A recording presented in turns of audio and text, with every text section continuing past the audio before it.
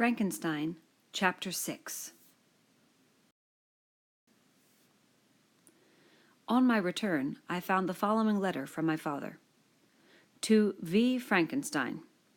My dear Victor, you have probably waited impatiently for a letter to fix the date of your return to us, and I was at first tempted to write only a few lines, merely mentioning the day on which I should expect you. But that would be a cruel kindness, and I dare not do it. What would be your surprise, my son, when you expected a happy and gay welcome, to behold, on the contrary, tears and wretchedness? And how, Victor, can I relate our misfortune? Absence cannot have rendered you callous to our joys and griefs, and how shall I inflict pain on an absent child?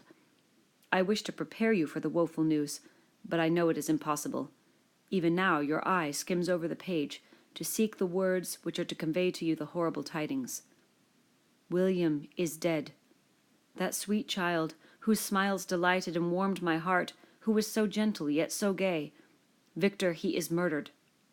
I will not attempt to console you, but will simply relate the circumstances of the transaction. Last Thursday, May 7th, I, my niece, and your two brothers went to walk in Plain Palais. The evening was warm and serene, and we prolonged our walk farther than usual. It was already dusk before we thought of returning, and then we discovered that William and Ernest, who had gone on before, were not to be found. We accordingly rested on a seat until they should return. Presently Ernest came and inquired if we had seen his brother. He said that they had been playing together, that William had run away to hide himself, and that he vainly sought for him, and afterwards waited for him a long time, but that he did not return. This account rather alarmed us, and we continued to search for him until night fell, when Elizabeth conjectured that he might have returned to the house. He was not there. We returned again with torches, for I could not rest when I thought that my sweet boy had lost himself, and was exposed to all the damps and dews of night. Elizabeth also suffered extreme anguish. About 5 in the morning I discovered my lovely boy, whom the night before I had seen blooming and active in health, stretched on the grass livid and motionless. The print of the murderer's finger was on his neck. He was conveyed home, and the anguish that was visible in my countenance betrayed the secret to Elizabeth. She was very earnest to see the corpse. At first I attempted to prevent her, but she persisted, and entering the room where it lay, hastily examined the neck of the victim, and clasping her hands exclaimed, "O God, I have murdered my darling infant!" She fainted, and was restored with extreme difficulty. When she again lived, it was only to weep and sigh.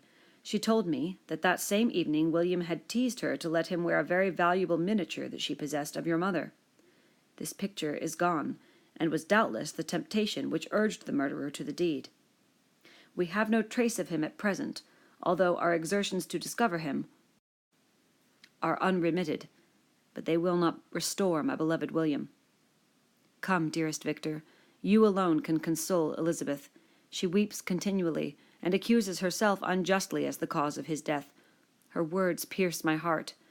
We are all unhappy, but will not that be an additional motive for you, my son, to return and be our comforter? Your dear mother. Alas, Victor, I now say, thank God she did not live to witness the cruel, miserable death of her youngest darling. Come, Victor, not brooding thoughts of vengeance against the assassin, but with feelings of peace and gentleness that will heal, instead of festering the wounds of our minds. Enter the house of mourning, my friend, but with kindness and affection for those who love you, and not with hatred for your enemies. Your affectionate and afflicted father, Alphonse Frankenstein, Geneva, May 12th. Clerval, who had watched my countenance as I read this letter, was surprised to observe the despair that succeeded to the joy I at first expressed on receiving news from my friends. I threw the letter on the table and covered my face with my hands. "My dear Frankenstein," exclaimed Henry, when he perceived me weep with bitterness, "are you always to be unhappy? My dear friend, what has happened?" I motioned to him to take up the letter, while I walked up and down the room in the extremest agitation. Tears also gushed from the eyes of Clerval, as he read the account of my misfortune. "I can offer you no consolation, my friend," said he. "Your disaster is irreparable." "What do you intend to do?" "To go instantly to Geneva. Come with me, Henry, to order the horses." During our walk, Clerval endeavoured to raise my spirits. He did not do this by common topics of consolation, but by exhibiting the truest sympathy. "Poor William," said he, "that dear child! He now sleeps with his angel mother. His friends mourn and weep, but he is at rest. He does not now feel the murderer's grasp. A sod covers his gentle form, and he knows no pain. He can no longer be a fit subject for pity. The survivors are the greatest sufferers, and for them time is the only consolation. Those maxims of the Stoics, that death was no evil, and that the mind of man ought to be superior to despair on the eternal absence of a beloved object, ought not to be urged. Even Cato wept over the dead body of his brother." Clerval spoke thus as we hurried through the streets. The words impressed themselves on my mind, and I remembered them afterwards in solitude. But now, soon as the horses arrived, I hurried into a cabriole and bade farewell to my friend. My journey was very melancholy. At first I wished to hurry on, for I longed to console and sympathize with my loved and sorrowing friends, but when I drew near my native town, I slackened my progress. I could hardly sustain the multitude of feelings that crowded into my mind. I passed through scenes familiar to my youth, but which I had not seen for nearly 6 years. How altered everything might be during that time! One sudden and desolating change had taken place, but 1,000 little circumstances might have by degrees worked other alterations, which, although they were done more tranquilly, might not be the less decisive. Fear overcame me. I dared not advance, dreading 1,000 nameless evils that made me tremble, although I was unable to define them. I remained 2 days at Lausanne in this painful state of mind. I contemplated the lake. The waters were placid. All around was calm, and the snowy mountains, the palaces of nature, were not changed. By degrees, the calm and heavenly scene restored me, and I continued my journey towards Geneva. The road ran by the side of the lake, which became narrower as I approached my native town. I discovered more distinctly the black sides of Jura and the bright summit of Mont Blanc. I wept like a child. "Dear mountains, my own beautiful lake, how do you welcome your wanderer? Your summits are clear, the sky and lake are blue and placid. Is this to prognosticate peace, or to mock at my unhappiness? I fear, my friend, that I shall render myself tedious by dwelling on these preliminary circumstances, but they were days of comparative happiness, and I think of them with pleasure.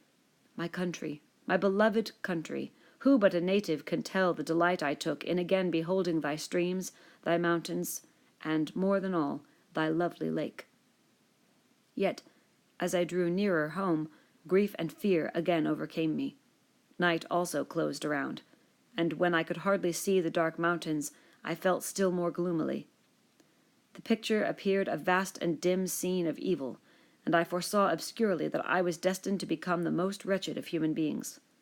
Alas, I prophesied truly, and failed only in one single circumstance, that in all the misery I imagined and dreaded, I did not conceive the 100th part of the anguish I was destined to endure. It was completely dark when I arrived in the environs of Geneva. The gates of the town were already shut, and I was obliged to pass the night at Secheron, a village half a league to the east of the city. The sky was serene, and, as I was unable to rest, I resolved to visit the spot where my poor William had been murdered. As I could not pass through the town, I was obliged to cross the lake in a boat to arrive at Plainpalais. During this short voyage, I saw the lightnings playing on the summit of Mont Blanc in the most beautiful figures. The storm appeared to approach rapidly, and on landing I ascended a low hill, that I might observe its progress. It advanced. The heavens were clouded, and I soon felt the rain coming slowly in large drops, but its violence quickly increased. I quitted my seat, and walked on, although the darkness and storm increased every minute, and the thunder burst with a terrific crash over my head. It was echoed from Salève, the Juras, and the Alps of Savoy. Vivid flashes of lightning dazzled my eyes, illuminating the lake, making it appear like a vast sheet of fire. Then for an instant everything seemed of a pitchy darkness, until the eye recovered itself from the preceding flash.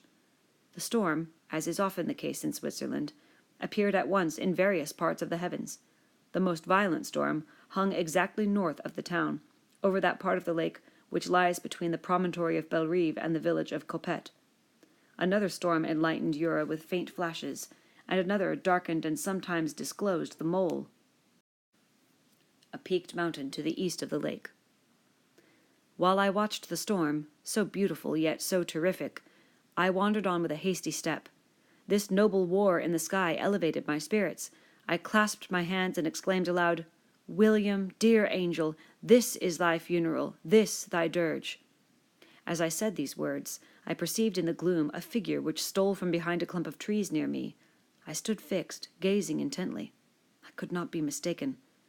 A flash of lightning illuminated the object and discovered its shape plainly to me. Its gigantic stature and the deformity of its aspect, more hideous than belongs to humanity, instantly informed me that it was the wretch, the filthy demon to whom I had given life. What did he there? Could he be, I shuddered at the conception, the murderer of my brother? No sooner did that idea cross my imagination than I became convinced of its truth. My teeth chattered, and I was forced to lean against a tree for support. The figure passed me quickly, and I lost it in the gloom. Nothing in human shape could have destroyed that fair child. He was the murderer. I could not doubt it. The mere presence of the idea was an irresistible proof of the fact. I thought of pursuing the devil, but it would have been in vain, for another flash discovered him to me hanging among the rocks of the nearly perpendicular ascent of Mont-Salève, a hill that bounds Plainpalais on the south. He soon reached the summit and disappeared. I remained motionless. The thunder ceased, but the rain still continued, and the scene was enveloped in an impenetrable darkness. I revolved in my mind the events which I had until now sought to forget, the whole train of my progress towards the creation, the appearance of the work of my own hands alive at my bedside, its departure. 2 years had now nearly elapsed since the night on which he first received life, and was this his first crime? Alas, I had turned loose into the world a depraved wretch, whose delight was in carnage and misery. Had he not murdered my brother? No one can conceive the anguish I suffered during the remainder of the night, which I spent cold and wet in the open air. But I did not feel the inconvenience of the weather.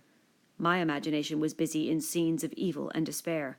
I considered the being whom I had cast among mankind, and endowed with the will and power to effect purposes of horror, such as the deed which he had now done, nearly in the light of my own vampire, my own spirit let loose from the grave, and forced to destroy all that was dear to me.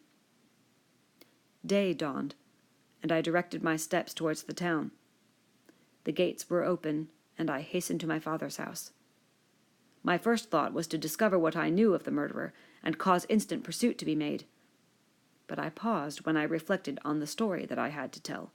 A being whom I myself had formed and endued with life had met me at midnight among the precipices of an inaccessible mountain.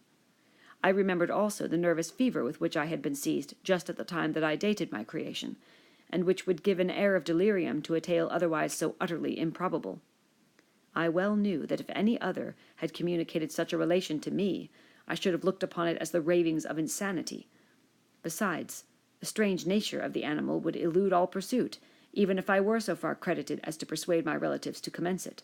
Besides, of what use would be pursuit? Who could arrest a creature capable of scaling the overhanging sides of Mont-Salève? These reflections determined me, and I resolved to remain silent. It was about 5 in the morning when I entered my father's house. I told the servants not to disturb the family, and went into the library to attend their usual hour of rising. 6 years had elapsed, passed as a dream but for one indelible trace, and I stood in the same place where I had last embraced my father before my departure for Ingolstadt. Beloved and respectable parent, he still remained to me. I gazed on the picture of my mother, which stood over the mantelpiece. It was an historical subject, painted at my father's desire, and represented Caroline Beaufort in an agony of despair, kneeling by the coffin of her dead father. Her garb was rustic, and her cheek pale, but there was an air of dignity and beauty that hardly permitted the sentiment of pity. Below this picture was a miniature of William, and my tears flowed when I looked upon it. While I was thus engaged, Ernest entered. He had heard me arrive, and hastened to welcome me. He expressed a sorrowful delight to see me. "Welcome, my dearest Victor," said he. "Ah, I wish you had come 3 months ago, and then you would have found us all joyous and delighted. But we are now unhappy, and, I am afraid, tears instead of smiles will be your welcome." Our father looks so sorrowful. This dreadful event seems to have revived in his mind his grief on the death of Mamma. Poor Elizabeth also is quite inconsolable." Ernest began to weep as he said these words. "Do not," said I, "welcome me thus. Try to be more calm, that I may not be absolutely miserable the moment I enter my father's house after so long an absence. But tell me, how does my father support his misfortunes, and how is my poor Elizabeth?" "She indeed requires consolation. She accused herself of having caused the death of my brother, and that made her very wretched. But since the murderer has been discovered—" "The murderer discovered? Good God! How can that be? Who could attempt to pursue him? It is impossible. One might as well try to overtake the winds or confine a mountain stream with a straw." "I do not know what you mean, but we were all very unhappy when she was discovered. No one would believe it at first, and even now Elizabeth will not be convinced, notwithstanding all the evidence. Indeed, who would credit that Justine Moritz, who was so amiable and fond of all the family, could all at once become so extremely wicked?" "Justine Moritz? Poor, poor girl, is she the accused? But it is wrongfully. Everyone knows that. No one believes it, surely, Ernest." "No one did at first, but several circumstances came out that have almost forced conviction upon us, and her own behavior has been so confused as to add to the evidence of facts a weight that, I fear, leaves no hope for doubt. But she will be tried today, and you will then hear all." He related that, the morning on which the murder of poor William had been discovered, Justine had been taken ill and confined to her bed, and, after several days, one of the servants, happening to examine the apparel she had worn on the night of the murder, had discovered in her pocket the picture of my mother, which had been judged to be the temptation of the murderer. The servant instantly showed it to one of the others, who, without saying a word to any of the family, went to a magistrate, and upon their deposition Justine was apprehended. On being charged with the fact, the poor girl confirmed the suspicion in a great measure by her extreme confusion of manner. This was a strange tale, but it did not shake my faith, and I replied earnestly, "You are all mistaken. I know the murderer. Justine, poor good Justine, is innocent." At that instant my father entered. I saw unhappiness deeply impressed on his countenance, but he endeavored to welcome me cheerfully, and after we had exchanged our mournful greeting, would have introduced some other topic than that of our disaster, had not Ernest exclaimed, "Good God, Papa! Victor says that he knows who was the murderer of poor William." "We do also, unfortunately," replied my father, "for indeed I had rather have been forever ignorant than have discovered so much depravity and ingratitude in one I valued so highly." "My dear father, you are mistaken. Justine is innocent." "If she is, God forbid that she should suffer as guilty. She is to be tried today, and I sincerely hope, that she will be acquitted." This speech calmed me. I was firmly convinced in my own mind that Justine, and indeed every human being, was guiltless of this murder. I had no fear, therefore, that any circumstantial evidence could be brought forward strong enough to convict her, and in this assurance I calmed myself, expecting the trial with eagerness, but without prognosticating an evil result. We were soon joined by Elizabeth. Time had made great alterations in her form since I had last beheld her. 6 years before, she had been a pretty, good-humoured girl, whom everyone loved and caressed. She was now a woman in stature and expression of countenance, which was uncommonly lovely. An open and capacious forehead gave indications of a good understanding, joined to great frankness of disposition. Her eyes were hazel, and expressive of mildness, now through recent affliction allied to sadness. Her hair was of a rich dark auburn, her complexion fair, and her figure slight and graceful. She welcomed me with the greatest affection. "Your arrival, my dear cousin," said she, "fills me with hope. You perhaps will find some means to justify my poor guiltless Justine. Alas, who is safe if she be convicted of crime? I rely on her innocence as certainly as I do upon my own. Our misfortune is doubly hard to us. We have not only lost that lovely, darling boy, but this poor girl, whom I sincerely love, is to be torn away by even a worse fate. If she is condemned, I never shall know joy more. But she will not. I am sure she will not. And then I shall be happy again, even after the sad death of my little William." "She is innocent, my Elizabeth," said I, "and that shall be proved. Fear nothing. But let your spirits be cheered by the assurance of her acquittal." "How kind you are! Everyone else believes in her guilt, and that made me wretched, for I knew that it was impossible. And to see everyone else prejudiced in so deadly a manner rendered me hopeless and despairing." She wept. "Sweet niece," said my father, "dry your tears. If she is, as you believe, innocent, rely on the justice of our judges, and the activity with which I shall prevent the slightest shadow of partiality."